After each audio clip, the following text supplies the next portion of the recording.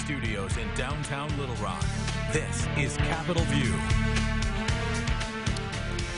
And thank you for tuning in to Capitol View. I'm Jay Burr. Hundreds gathered on Friday to remember State Representative John Walker. The 82-year-old attorney, best known for his efforts on racial equality, died last Monday. Tyler Thomason shares the stories told during his final time inside the state capitol on Thursday. From the second floor of a building he knew so well. John was a model of what all of us should strive to be in the legislature. John Walker's biggest fans remembered him so well. Flowers surrounded his casket. His photo sat on display outside the House chambers. He was a man who gave so much more than we gave back to him. Walker's relentless pursuit of civil rights and racial equality laid a foundation for his legacy. I met John some 30 years ago. That many are talking about today. Brash, you know, he was comical, he was witty, but most of all, he was bold. One by one, people passed by Walker's body, pausing for moments of reflection and grief. And just a stairway away on the House floor, white lilies fill a noticeable void, sitting in full bloom, much like the impact John Walker leaves behind. Representative John Walker will not be with us in person, but his example and spirit will long be remembered and cherished. And here to talk about Representative Walker's legacy, Senators Joyce Elliott, Linda Chesterfield, and also Representative Frederick Love. Guys, thank you for coming in here. Man, what can you say about John Walker? I know just from my journeys up there at the Capitol, I mean, he just seemed like a rough, rugged dude on the outside, but you guys worked with him, and just from all the stories that have come out now, I mean, he really was kind of a big teddy bear. Yeah. He actually was, because when you think about it, you think about this man of iron and steel. Yeah. But nobody would have committed himself to the issues to which he did if there were not a softness inside, a caring inside. Because many people don't realize he made great sacrifices to do what he did. And it would only be a heart that cares that would do that. But necessarily, I think he needed a shield because he had so much coming at him all the time. Oh, yeah. And I wish people appreciated that about him as much as they feared him, and in many cases as much as they revered him. But we should never forget he was a real human with a heart who really felt for people and wanted to do the right thing by people. And I think, and I can echo that because I served in the chamber with John. We served for now 9 years.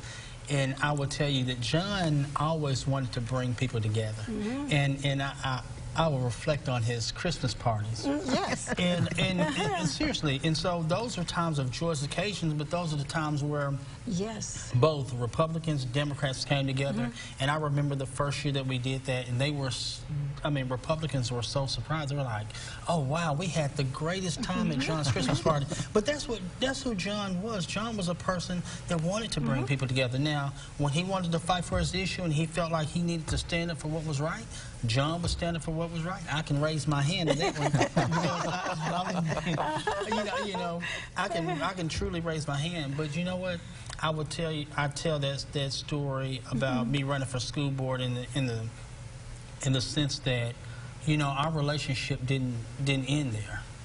It started, you know, it started there, but it ended in a place where it was a good place where John. Are you saying it didn't start well? It didn't. Yes. It didn't start well, as you know. But the thing about it though but John, we came back, and when we began to serve in the legislature, John began to mentor me on things and allow me to see into some of the things that he had passion about. Mm-hmm. And so those are the things that I can appreciate about John Walker. Well, John and I were from the same hometown. And I think there's a little bit of something in the water there that deals with service. Mm-hmm. Because so many people from Hope and from Southwest Arkansas as well. Because Senator Elliott, Representative Walker, and I considered ourselves the Three Musketeers because we were all from Southwest Arkansas. Yeah. And Joyce being from Nevada County, and John and I are from Hempstead County. Right. John's grandfather was the principal of my elementary school, so the Walker family was well known there. And I got to know John as someone who had a wicked sense of humor, but a sharp, sharp wit. and he was always someone who prepared. When he came into the legislature, he had come from the law, but he didn't know really the legislative process, but he learned. And one of the things that always amazes me, he said, what should I know? I said, well, you always ask a question. Even if you're making a statement, you always come back and make it a statement. So he'd go on and on with his statements, and he'd say, wouldn't you agree? That was the question. So, that was definitely a trademark move of his. Yeah, wouldn't you agree? And so we would look at him, and we would just have a good time. And I told the story at the Capitol that just touches my heart still. Because when he went to jail the last time, he had done so because he was allegedly filming a young man being arrested. And he had that camera out, and he was just holding it up, and the police officers demanded that he put it down. Well, if you know John, he wasn't going to put it down. So he just kept on holding that camera up, and they took him to jail. And when he came out of jail, he came right onto the legislature because we were in committee meetings. And he said, you know, I didn't know how to run the damn thing, but I just thought I'd scare him anyway. So that's the John, the advocate, and yet the one with the sense of humor about himself, sense of humor about himself. Absolutely. And obviously he was a man, like you guys have all mentioned, deeply convicted, and that always came out in committee meetings. He would, I mean, he would pound tables if he needed to get his point across. You know, for future generations who not only come through the legislature halls, but for just in general, whether it be Little Rock, Pulaski County, the state of Arkansas, I mean, what kind of legacy did he leave behind? One of the things I wish young people would stop saying for sure is, well, that was before I was born. That's the point of history. So much of it is before you're born. Because I think they do need to know about John, something that is more societal. John Walker should never have had to work as hard as he did to try to find a place in our society for everybody. And so I think the legacy for young people is understand we have structural, systemic racism built into the cake of who we are. At some point, somebody has to face that and help fix it. And John has made huge steps in helping us realize the racism that we don't even see, or the racism we refuse to see. So in a world that's getting to be more and more diverse, I hope young people will embrace that legacy and be the John Walkers of the world in their own image and with their own work. Because the world cannot, their world cannot be what it should be unless we fix stuff and face the stuff that we have heaped on them that John was trying to remove. Absolutely here. And honestly, we could talk about John Walker for 2 shows worth. He was definitely a guy who had big shoes, and but I he think let you know. It's important to remember preparation. Yeah. John was always prepared. You rarely caught him off guard. Yeah. Rarely. You didn't, and that means studying. It means being a student of your profession, whether it be in the legislature or whether it was in the courtroom. John Walker was always prepared. He was not afraid of hard work. And I don't want our young people to be afraid of hard work, because only through hard work are you able to advocate effectively for the people that you would serve. And last but not least, stand. Even if you're going to stand by yourself. And that's one thing that John Walker always did. Even if he was the only one of the 100 that was going to stand for an issue, he would stand, and he would stand boldly and firmly. And that's what young people need to take away. And there were times in there you'd see that big board light up, and he was the only one on one side or the other. And you've seen it here. Guys, we surely appreciate it. And again, we could have story time after story time in here, but John Walker, definitely a man that will be missed up there in the Capitol. Thank you for having me. Absolutely here. We'll have more Capitol View coming up right after this.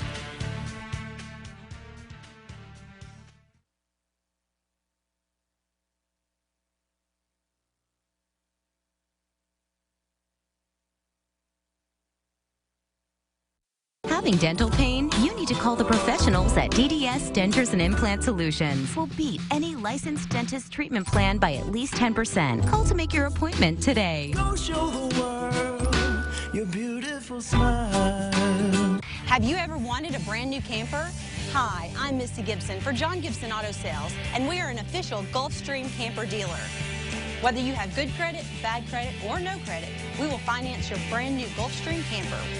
We also have a large selection of used campers, cars, trucks, SUVs, motorcycles, ATVs, performance trailers, and boats. Check us out online at johngibsonautosales.com, and we will have your purchase ready when you get here. Injured? Let's talk about the word fair. After you're hurt, fairness matters. In our experience, the insurance company's definition of fair is a long way from what we think is fair. That's why we stand up to insurance companies. We help injured Arkansans get what they deserve. Now that's what's fair.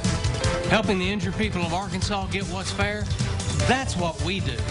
Injured? Anywhere in the state, dial 888-8888. Come and enjoy a new experience in shopping for your home. At Aladdin Rugs and Home Decor, we have over 5,000 rugs in the latest colors and styles. Bring your pillows, your pillow shams, and sizes. We will help you select the perfect rug.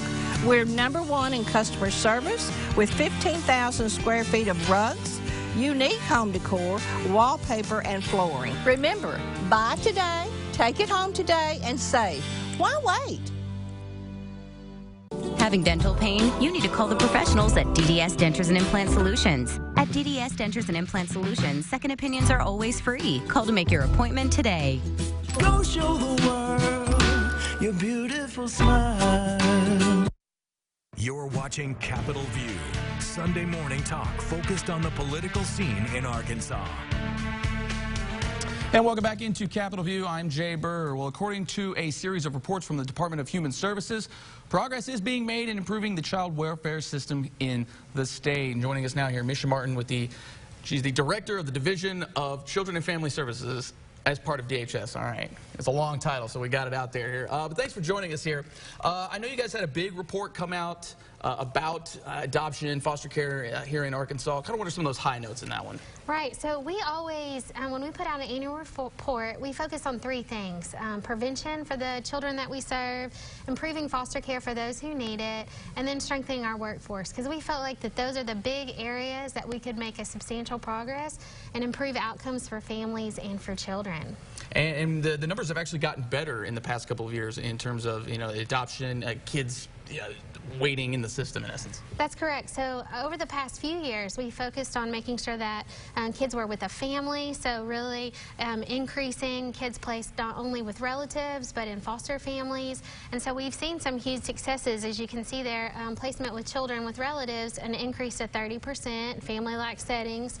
As part of our workforce, we've seen a reduction in caseload. So that's a big plus for the workers that are working with us in the system. And I know that's like a big topic for a lot of those folks is just that caseload. And I know some areas it's still fairly high, That's right. But in some other areas it's relatively low. And some of that I know in the Delta is a lot lower. Is some of that just the fact that there's more resources dedicated down that way? Because we see a lot in Northwest Arkansas where there's a pretty high caseload, and you just wouldn't think that on the surface. Well, actually, #1, the work is hard. The work is hard in serving abused and neglected children and tough family situations. But some of the reasons that you see higher and lower caseloads is just typical workforce issues that you see in any business. There's a competitive job market in Northwest Arkansas, so it's harder to find staff. Our pay is more competitive in the Delta, so it's easier to keep staff longer term. So it's for a variety of reasons that you see caseloads, but we're always assessing and trying to assign positions appropriately to make sure that our children and family get good service from our local family service workers. Now, I know we're getting into November. A lot of people start thinking Thanksgiving, everything like that, but it's also, so a lot of people may not know, it's National Adoption Month. Yes, we get very excited at the division to focus on National Adoption Month, and we've made adoption a focus for the last few years and have broke records the last 2 on the number of adoptions finalized. And so as part of that annual report, we've also focused on permanency in general. So permanency, getting kids out of foster care safely and appropriately, whether reunification with a relative, and a big part of that is adoptions. And so for the last 3 months, we've had a hyper focus on adoptions. And that means that kids are already placed with a pre-adoptive family. How can we make sure that there's no barriers to finalizing finalizing the adoption. Right. And so the focus this month, with it being National Adoption Month, is to set some records across the state and finalize adoptions. We saw some of the graphics there. It's really jumped up again in the past couple of years here. What has it been? Has it just been a bigger focus from DHS on getting that out there? The fact that, you know, we need foster families in Arkansas, and a lot of times those foster families just end up adopting a lot of those kids. Well, I know that our workers are working really hard to push through any barriers that they see, but I have to give a huge credit to our partners. So we have partners like Project Zero. Great organization. And you can check them out on their website at theprojectzero.org. But they're out there recruiting families, and some families for our harder to place youth. You know, we have over 200 children right now that are in foster care that are over the age of 13, and another 200 that have siblings. And so maybe it's a little bit harder to find families for those kids, but we know they're out there, and our partners are out there recruiting and supporting those families. The call has also been involved of recruiting foster homes, and many times we do have foster homes that ultimately adopt those kids. So it's been a collective effort, not only by our staff, but also by our partners, to make sure that we're getting kids to a forever family. Absolutely. And what is it about those teens? I know everybody can, you know, adopt babies and toddlers and things like that, but those teens are really the ones that I know the call and some of those other organizations really try to focus on, but it's still tough to get them adopted. Yeah, but we have some awesome teens. We have some awesome teens in foster care. Sometimes there's some stigma around teenagers in general, not just teenagers in foster care. Some of it warranted, but... Yes, but you know, we have some amazing families in this state who want teenagers, and I also think that the Project Zero has done a great job of shooting videos to feature children and what they want, and telling a little bit more about the about the child. Right. And so there's less stigma maybe that when you actually see a child and hear from them themselves, you know, I think that we are doing a much better job finding families who are really in it for the teenagers. I personally would rather care for a teenager than a baby. Who wants to change diapers all the time? Yeah, exactly. Just let them go to the room and, you know, play Fortnite and stuff.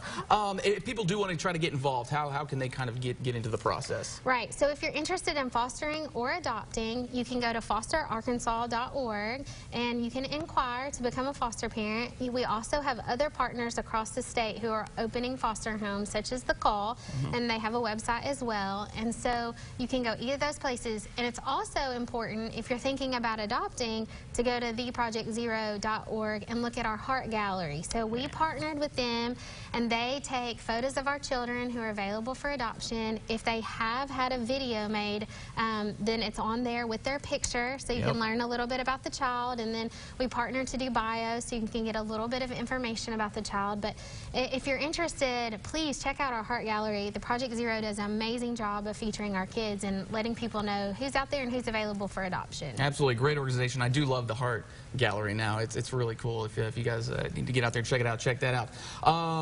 That'll do it here. I mean, we could talk all day about adoption and it being National Adoption Month, but Misha, we do appreciate you coming on here. Thank you so much. Absolutely. Here. All right, when we come back, we take a look at how Representative French Hill is trying to bring the parties together. And ladies from the 2020 campaign trail, you're watching Capitol View Sunday morning.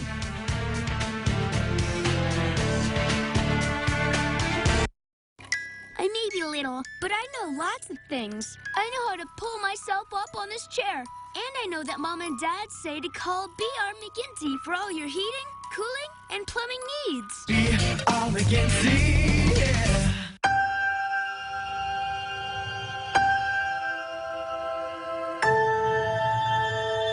At Kroger, we're eliminating waste to zero to reduce hunger to zero.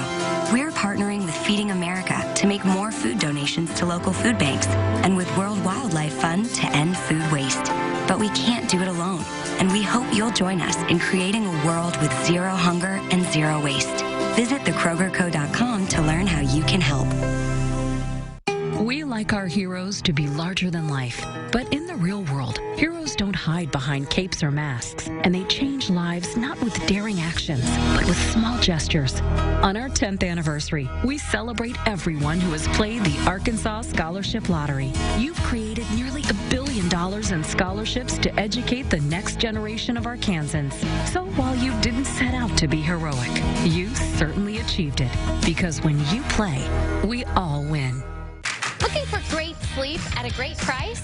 Denver Mattress has you covered. During the Veterans Day sale, save up to $600 on select Tempur-Pedic adjustable mattress sets and receive a free $300 Furniture Row gift certificate. Or check out a Doctor's Choice Plush or Firm, rated America's #1 mattress for only $599.99. And to salute our armed forces, all veterans and active duty military get extra savings and free local delivery. Denver Mattress, the easiest way to get the right mattress. You know what you want. The right price, the right payment, the right vehicle. And there's only one name to remember when searching for the right deal. Remember Riser Ford. Right now, new F-150s up to $11 grand off. Rangers starting at $24,995 plus 0%. Remember, 9 out of 10 customers come back to Riser Ford. Remember, we're family owned and operated. And when you're searching for your next new car, remember Riser Ford. RiserFord.com. Sold it, sold it, sold it. Absolute Land Auction. 19 acres with 2,900 feet of US 167 frontage. An incredible view over the White River. Selling regardless of price. It's Tuesday, November 12th at 11 a.m. Go to WilsonAuctioneers.com. Sold it, sold it, sold it. You're watching Capitol View, Sunday morning talk focused on the political scene in Arkansas. Theodore Roosevelt brings people together. Democrats quote him, Republicans quote him. Arkansas Congressman French Hill branched out across the aisle. House Speaker Nancy Pelosi and House Minority Leader Kevin McCarthy helped him plant a white oak tree on the Capitol lawn in honor of conservationists who brought bipartisanship to the executive branch, President Teddy Roosevelt. Members of Congress noted the symbolism of a new tree on the Capitol grounds, a country rooted in constitutional principles, still trying to grow as it deals with challenges. And it was terrific to have both the Minority Leader and the Speaker of the House together for a common purpose, to honor our past and be optimistic about our future. President Roosevelt's great and great-great-granddaughters, along with commanders of the USS Roosevelt, were also at the Capitol for the tree planting. House lawmakers passed the impeachment inquiry into President Trump on to the next phase. Jesse Tenor reports Democrats and Republicans put their names on the record for the first time since the probe began.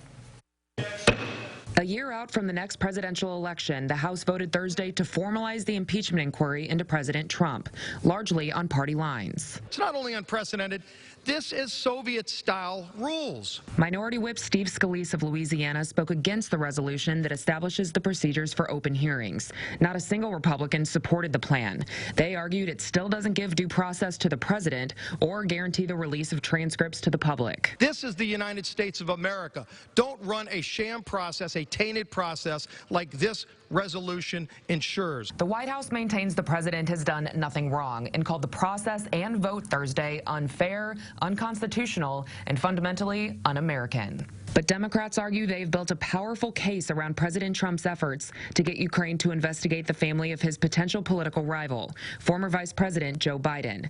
Majority Whip Jim Clyburn of South Carolina praised those who brought that information to life. We are here today because brave, dedicated public servants and patrons are standing up for their country. Now it's up to Speaker Pelosi to carry out the next steps of the House inquiry, so that the public can see the facts for themselves. In Washington, I'm Jesse Tenor. Thank you, Jesse. And 2 Democrats voted with Republicans against the resolution. 4 members did not vote. Republicans Jody Hice, John Rose, and Williams Timmons, and the lone Democrat, Donald McEachin. Senator Elizabeth Warren has released details of a plan she says would fully fund single-payer Medicare for all with no middle-class tax increases. Her campaign says the plan would keep combined public and private health spending to around $52 trillion over the next 10 years, which is in line with the projected cost under the current system. But her plan would require the federal government to absorb over $20 trillion in new federal spending, and most of that cost burden is put on businesses and the wealthy. Warren is proposing a variety of new taxes on the rich, corporations, and high earners, including doubling her proposed wealth tax on billionaires. Pleas for donations and warnings, should they not come, have paid off for the Julian Castro campaign. The campaign announced on Friday it has reached an $800,000 fundraising goal. Just 12 days ago, Castro warned he needed the money by October's end or his presidential bid could be finished. Castro's campaign raised more than $1 million in October from 50,000 donors. Now, he's yet to meet the polling threshold needed to take the stage. The next debate takes place November 20th in Georgia, and that will air on MSNBC. Bernie Sanders is confident he'll repeat as the 2016 victory in the New Hampshire Democratic presidential primary.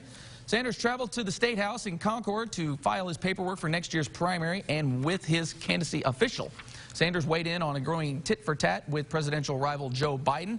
Biden has questioned how Medicare for All, Sanders' signature policy plan, can be funded without punitive tax increases. The Vermont senator returned fire, calling out the formation this week of an outside unlimited money super PAC to support Biden. Twitter announced on Wednesday it will no longer take political ads. In a series of tweets, Twitter CEO Jack Dorsey laid out the company's reasoning. Dorsey said Twitter considered only eliminating ads from candidates, but felt that left loopholes for issue-based ads. Dorsey said the policy would be published in full on November 15th and include some exceptions such as ads in support of voter registration. The policy will go into effect November 22nd. And we're back to wrap it up after this. You're watching Capitol View on Sunday morning.